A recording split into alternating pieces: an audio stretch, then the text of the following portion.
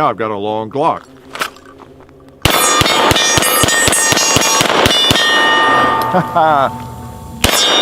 Rolling. Yeah.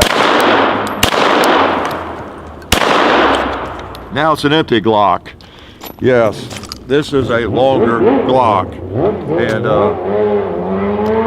wow, got a strange muffler on it, doesn't it? But it's a Glock. It just happens to have a longer slide, hence a longer barrel. Okay, it's called the 17L. Okay, I think the L actually stands for a long slide. So let's take some shots with it, talk about it a little bit. I used to have one of these a long time ago. I know I say that a lot, don't I, about certain firearms.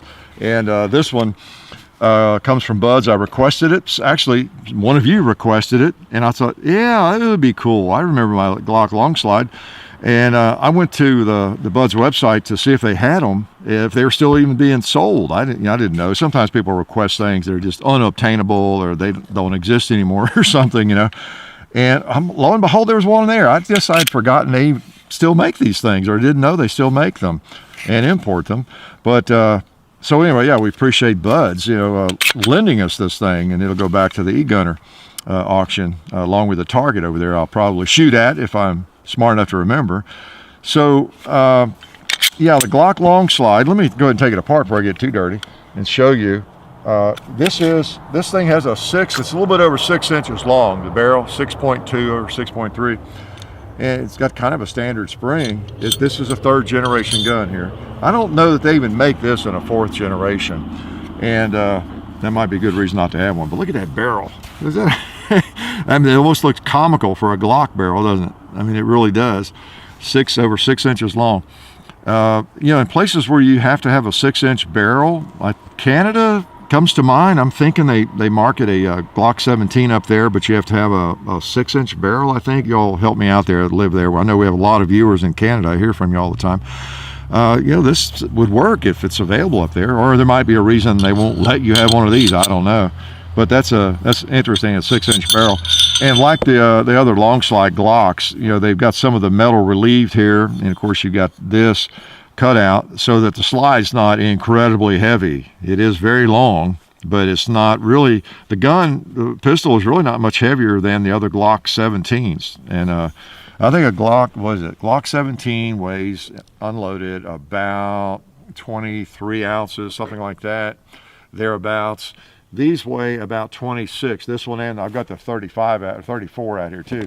It and the 17L, they're longer, but because of the way they mill the slides and the porting up here, or the open space there, they really just weigh about 26 ounces. They don't weigh a lot more. They're both about the same, right in the neighborhood of 26 ounces.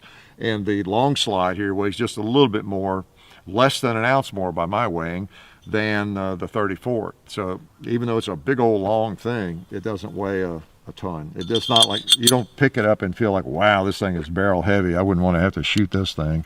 You just don't get that feeling. You know, you got a long barrel out there, but it's not barrel heavy really. You know, and here's the 30. Let me go ahead and compare these two for you. If you remember, the 34 is the competition, or the practical tactical model of Glock, which is exactly the same size as the 1911 5-inch. Length in every way, basically. It's the same size. That's why it's legal for competition, IPSC and all that. So it's considered pretty long, but look at this, this 17L. It extends well beyond, doesn't it? Same frame basically, but just the slide is longer. Let's set up this regular Glock 17 beside them as well while we're doing it. So you see the difference. You got the 17, the short one, and then the 34, then the 17L. Okay, so that gives you a good idea there on the length and everything, and even on the sight radius. I don't remember all the numbers on the sight radius, but you can kind of tell. Here's the 17. I'll match up the rear sights. Look at the increased sight radius for that front sight there. I'll put the 34 up here against it, match up the rear sights, and you can see you get another, whatever, they're ½ inch or so of sight radius or more on the 17L. So this is the big daddy in terms of size and length, and in the 9mm. Okay, I'm going to put it, let's create a machine gun, an assault weapon. Look at that, 33 round magazine. All right, well, let's shoot this target before I forget. I'll probably miss it all.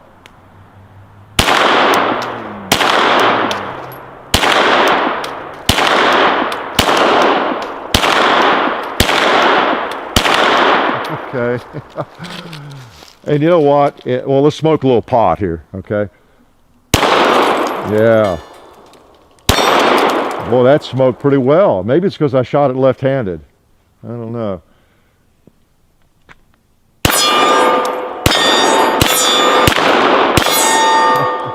And you know what else? I pick on my folks in Kentucky so much, I thought I would just set up all blue 2 liters in honor of Kentucky. All right, so let's shoot a couple of those. Yeah. All blue. Isn't that something?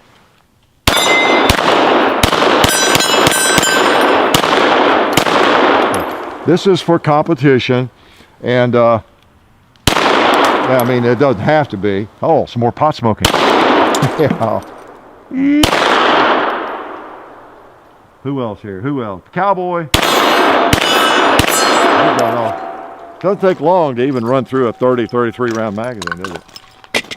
So yeah, this is, it was intended for competition, and I actually bought one of these in the, I guess it was late 80s, and as much as any, well, I thought it was cool, and as much as anything, I wanted that light trigger. It has a, I think it has a 4.5 pound trigger.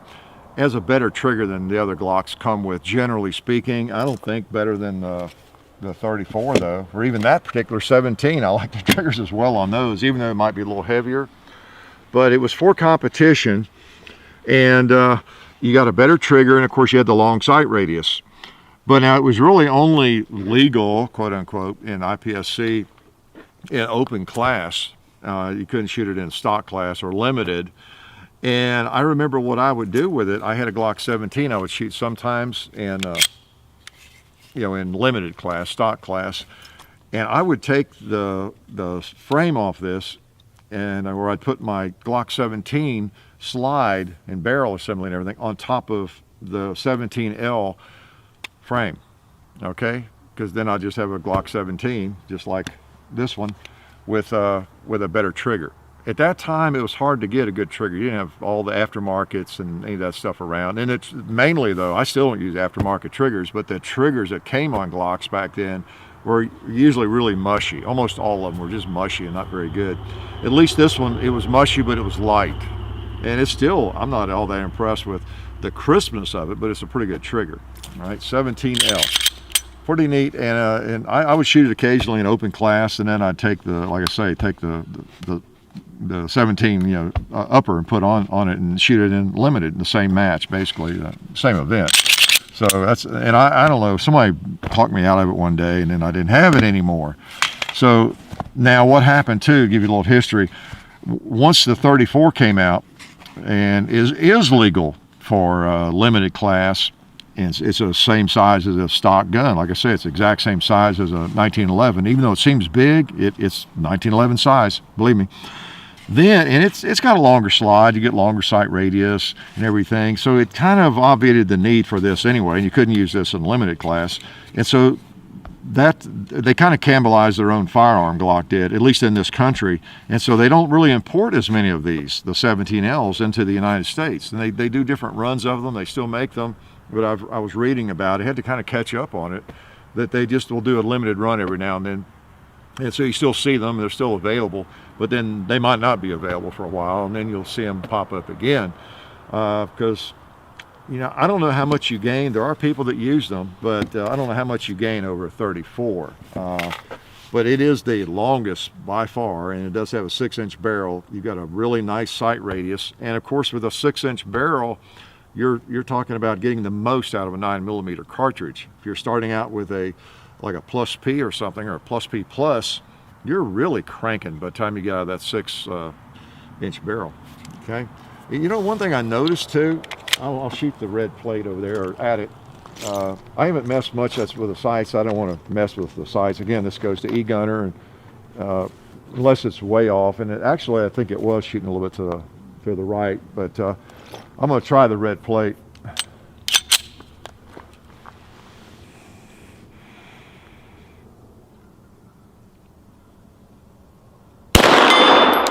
at him.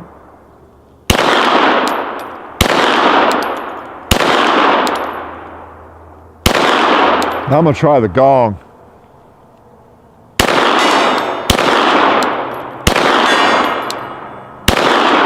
Damn, glad my ears in too tight. I can't hear the, am I hitting that? Let's see.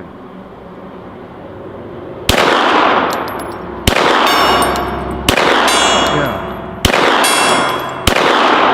Okay, I couldn't hear those first few shots whether I was hitting or not. One thing I noticed, I brought it out the other day and I was shooting the red plate, different things, and I wasn't looking for it. I just noticed that bullets are getting there pretty fast. You know, they're really bang. Kind of like when you're shooting a rifle, you know, there's a big difference shooting the red plate. As soon as you pull a trigger on an AR, it's you either hit or you don't, you know it. With pistols, you know, it's usually bam, clink, and depending on what you're firing, of course. But I just noticed that, wow, it's hitting it awfully quick. And so it's just the added velocity. And it wasn't because I was looking for it. I wasn't even thinking about that. But I've shot that red plate and those animals so many different times with so many different firearms, I couldn't help but notice.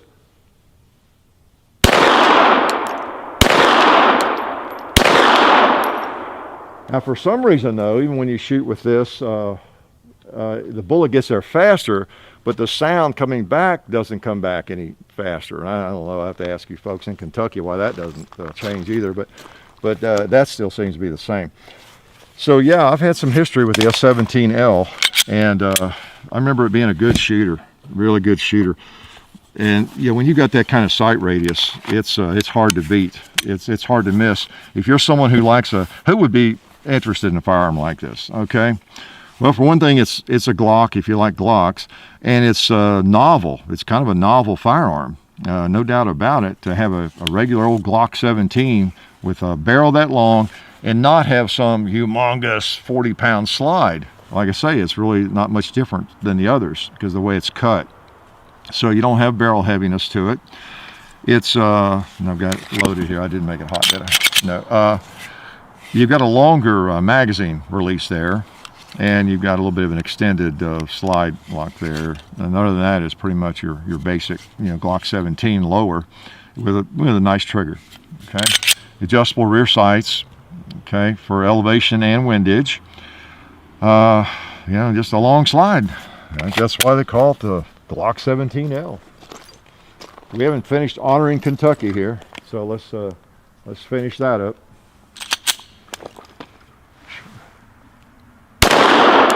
Ha, nice.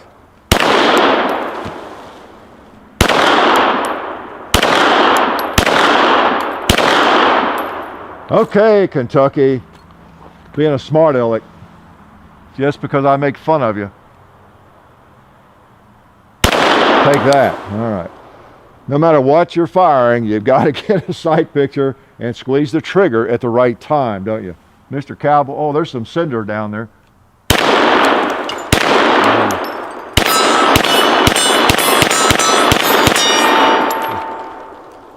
I'll got another magazine here in my mag pouch pocket. Now, to show you, it's only the slide that's longer. I've got a, what is that, a Phobos holster. It actually clips in and works fine. It just sticks out.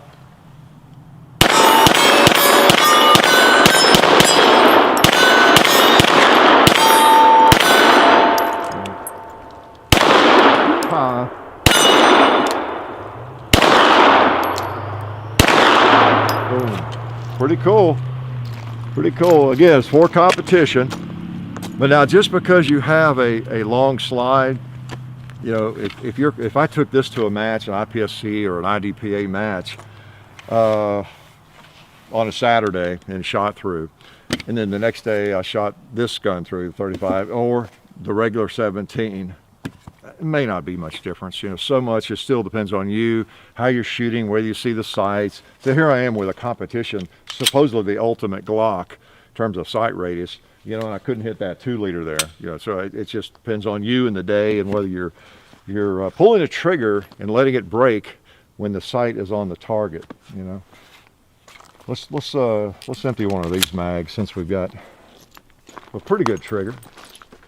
Pretty good trigger. You know what? I don't think that blue tank down there has been shot enough. Ooh. Just wanted to move him a little bit.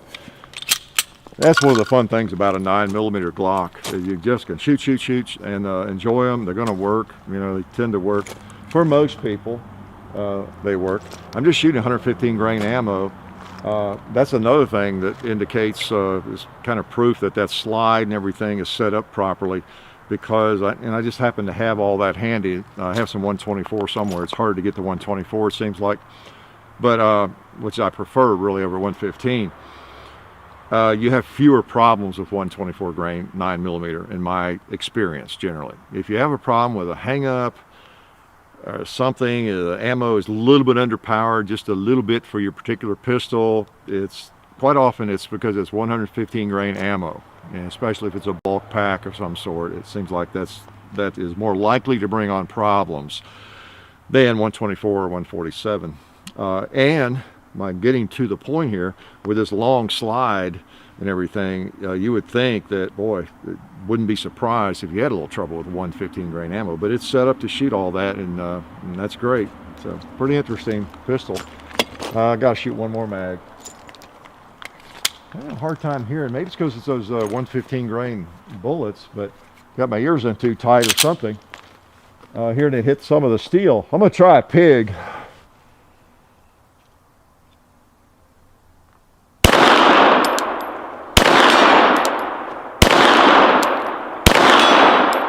Yeah, that's one way to solve the problem. Just shoot something that'll fall.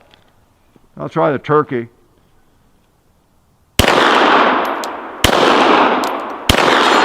Yeah, that'll work.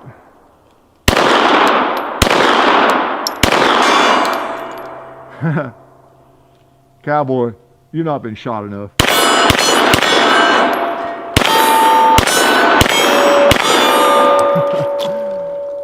Yeah, that's just me not hearing it. Okay, what else can I tell you about this thing? It's a bit strange. It's a kind of firearm that some of you would, if you're not familiar with it, you just like right now are thinking, wow, I want one.